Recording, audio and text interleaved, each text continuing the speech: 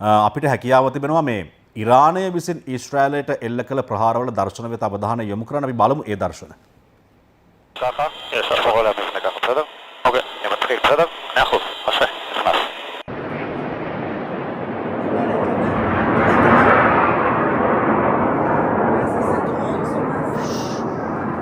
මේ දකින්නේ ඉරානය විසින් ඊශ්‍රායලයට එල්ල කළ ප්‍රහාර ඊශ්‍රායල ප්‍රහාරවලට ප්‍රතිචාර ලෙස ඉරානය මේ වන විට බැලිස්ටික් මිසයිල් ප්‍රහාර එල්ල කරන බවටත් විදේශ මාධ්‍ය තොරතුරු වාර්තා කරනවා.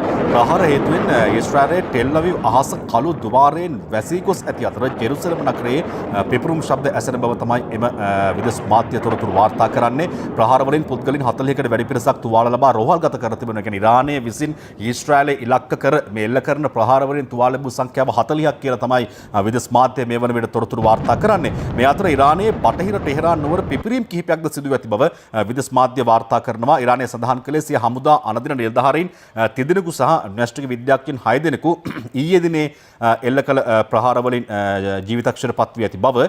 ඊශ්‍රායල විසින් ඉරානයේ ටෙහෙරාන් අගනුවර ඉලක්ක කර ගනිමින් පළමුව එල්ල කළ ප්‍රහාර වලින් 78 දෙනෙක් මිය ගොස් තිබෙනවා. මේ ඔබ දකින්නේ ඉරානය විසින් ඊට ප්‍රතිචාර විදිහට විශේෂයෙන්ම ඔවුන් මේ මෙහෙයුම නම් කර තිබෙන්නේ ඔපරේෂන් ට්‍රූ ප්‍රොමිස් 3 විදිහට කියලා තමයි ඉරානය මේ මෙහෙයුම නම් කර තිබෙන්නේ ඊශ්‍රායලට ප්‍රහාර එල්ල කිරීමේ මෙහෙයුම. ඔබ මේ දකින්නේ ප්‍රහාරයට ලක් වූ ගොඩනැගිලි ප්‍රහාරය එල්ල කරන ආකාරය යම් යම් ප්‍රහාරයන් වළක්වා ගැනීමට ඊශ්‍රායල ආරක්ෂක පද්ධති කටයුතු කරනවා.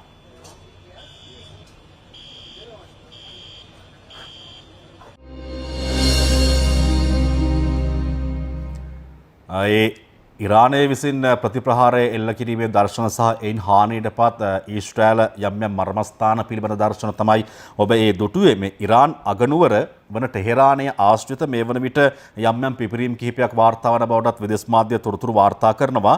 විශේෂයෙන්ම ඊශ්‍රායලය සැකපල කරනවා මේ ඉන්ධන සහ යුදෝපකරණ ගබඩාවක් ඊශ්‍රායලයේ ටෙහෙරානයේ පිහිටි මෙහෙරබාද් ජාත්‍යන්තර ගුවන් තොටුපළ තදාසන්නේ තැනක ඇති කියලා බොහෝ දුරට ඒවා ඉලක්ක වන්නට පුළුවන් කියලා තමයි විදේශ මාධ්‍ය වාර්තා කරන්නේ. ඒ ආශ්‍රිත ප්‍රදේශය තමයි මේ වන විටත් යම් යම් පිපිරීම් සිදු වන බවට තොරතුරු වාර්තා වන්නේ. මෙය ඊශ්‍රායලය විසින් අඛණ්ඩව දෙවෙනි වරටත් ඉරානයට එල්ල කර ප්‍රහාරය බවට පත් වෙනවා.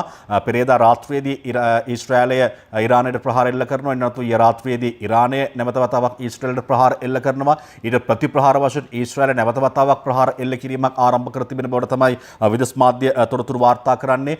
ඊශ්‍රායලයට අයත් ප්‍රහාරක ජෙට් යාන 40කට වැඩි සංඛ්‍යාවක් මේ වන විටත් ඉරාන ගුවන් සීමාවට ඇතුළු වී තිබෙන බවටත් විදේශ මාධ්‍ය තොරතුරු වාර්තා කරන ඒ සම්බන්ධයෙන් වාර්තා වෙන සියලු නවතම තොරතුරුත් අපි ඔබට කියන්න ඒ දර්ශන අපි ඔබට පෙන්වන්නට සූදානම්ෙන් පසු වෙනවා.